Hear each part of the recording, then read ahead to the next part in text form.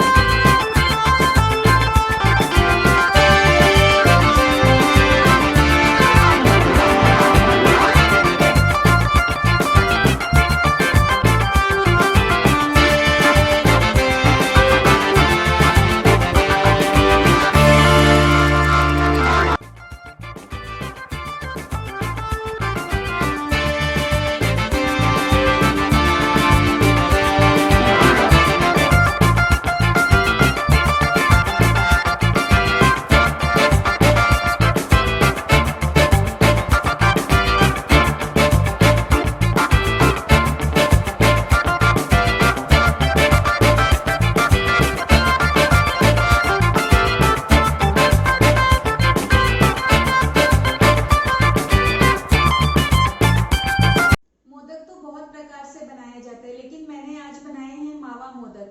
Generally लोग moulds prefer करते हैं मोदक बनाने के, लेकिन अगर आपके पास मोल्ड नहीं है तो भी आप देखिए कितने सुंदर और परफेक्ट मोदक आप बिना मोल्ड के भी बना सकते हैं। तो इस गणेश चतुर्थी आप भी जरूर ये मोदक बनाएं और गणेश चतुर्थी का मजा लें। गणपति बप्पा मोरया।